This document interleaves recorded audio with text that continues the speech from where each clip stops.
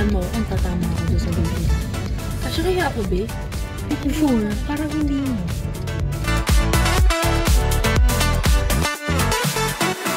Paano, kuya? Pag ganito? Oh my God! Teka!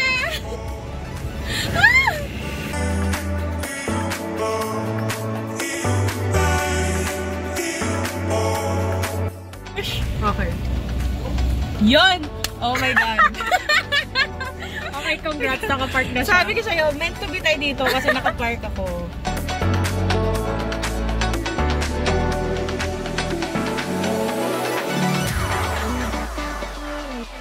Fit check.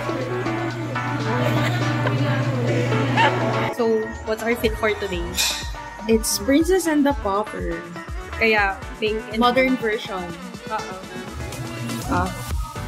So, if you're not familiar, merong Barbie, Princess and the Pauper. So, doon namin sinuha ba yun. natin? Ano? Sorry.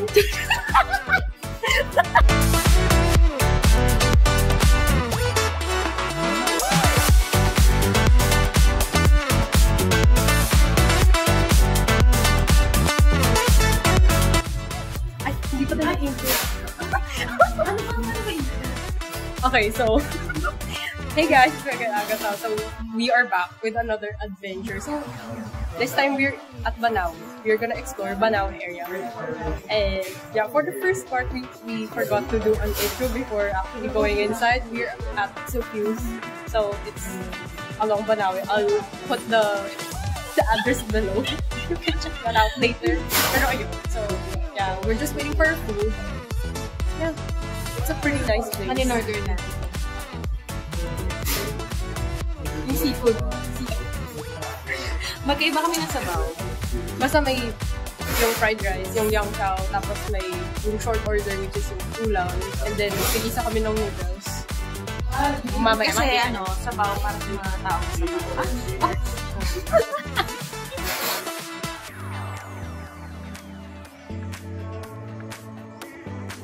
Okay, so this is the braised beef noodle soup, and then this is the ano ba yan yung ano to? Salted fish. Fried rice. And then this is a laksa sampler, and then cereal fish. Prawn. Ay, cereal prawn. Ano? Ah. Commercial ka. So, yun. Masarap.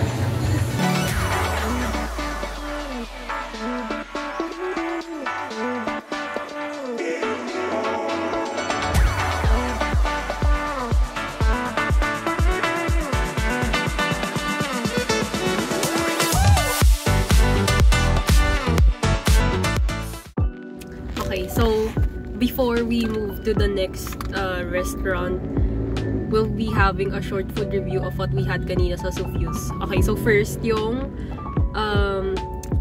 rice. Salted fish fried rice. Okay, so how was it? Pwede mong iulam, kainin as is. Parang yung sinasabi talaga sa ibang food reviews about it, na pwede na siya in itself kainin. Yun Tsaka talaga. lasang salted fish. Okay nga, okay din siya. Kung hindi ka na mag-order ng yung short order nila. Yun nga, yung rice na mismo, okay na siya. Tapos, yung serving niya is good for 2 to 3 people. Tama din. Or dalawang matakaw. Yun. Tapos, yung next, yung short order namin is yung cereal prawn. Malambot siya. And hindi ko alam anong klaseng cereals yun. Kasi parang hindi siya cereals na nakakain sa box. Like, hindi siya flakes. yung usual cereals nyo. Pero hindi siya oily. And ang Actually, daming breading na nakalagay sa plate. Pwede mo ring papakin. pwede ng ulam din yun. Yung mga tirang breading at the side. So yun, good for 2 to 3 din. Tama din yung sinabi ni Kuya na pang ganong serving na siya. Tapos, nagdalawa kaming may sabaw. So, yung sa akin is yung beef noodles. Parang kulang yung name. Basta parang ganon. May ganon doon sa name. Tapos yung kinuha niya is yung laksa sampler. Pero ano lang, sampler. Oo. So, yung mas maliit na version nung parang nasa pot na silver. Ganon. So, yung sa akin, beef talaga siya. Ang lambot ng beef. And dark yung color. Oo, ang sarap niya. Ang sarap niya, guys. Tapos, good for 1 lang siya.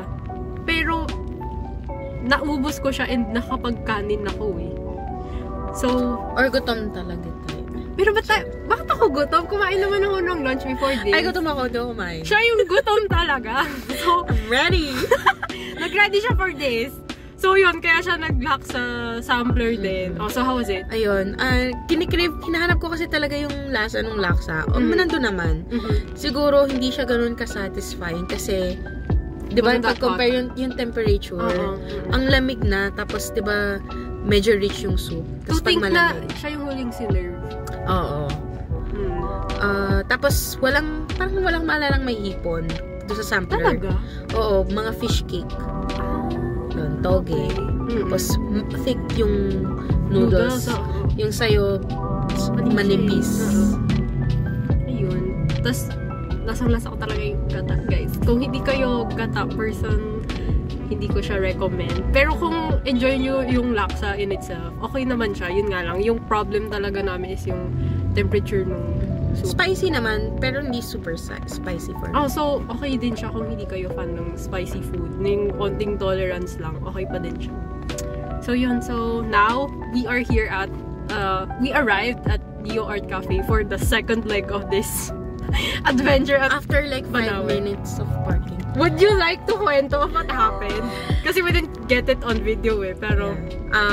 baka hindi ko rin kayanin pag naka-video pati yun. First, I tried na paharap na part, tapos parang hindi kaya, di pa talikod. Alam mo, nakakatawa mga Pinoy, very caring. Oo nga. Pati yung mga dumadaan, gumagano na sa amin. Yun. Oh my God. Nakaka-stress, so gusto ko lang na i-share sa kanila yung stress ko. Kasi may mga pumipit-pit na sa akin. Nakaka-stress yun So binabaan ko yung bintana ko kahit wala masyadong tint. Para at least naririnig nilang sumisigaw ko sa loob. Oh my God, wait! I'm so sorry. Ganon. Ayun lang. I'm gonna share my stress.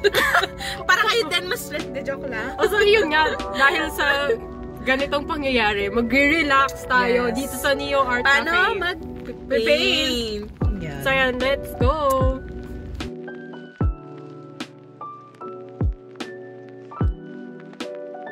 Yay! Oh, do you see the Charizard? Hala, it's so cute! Wait lang. So yan siya, guys. Bro.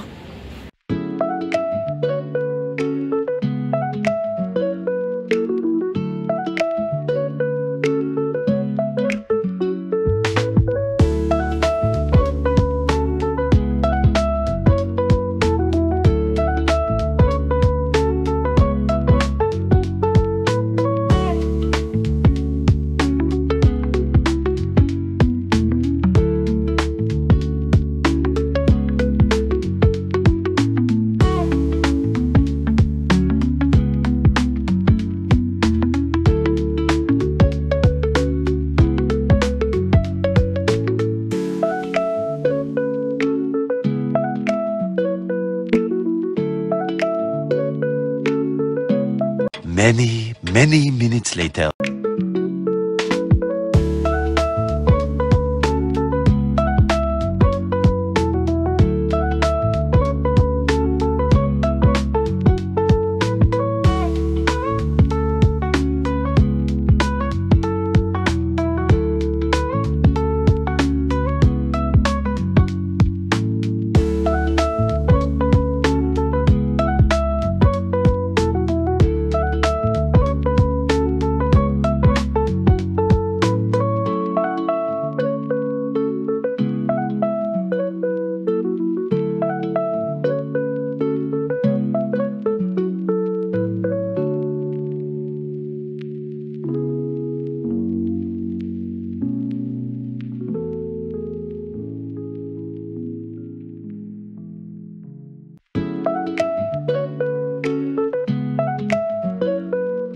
Okay, so we finished our works. Okay, bring it out. This is mine, the coaster thing, and then this is Rem's. So parang coin bank siya. Yeah. Na Skull Panda. So, ayun, overall, how would you rate this experience over 10? Stress factor. 11. Charot. Yung dapat Enjoy factor 12.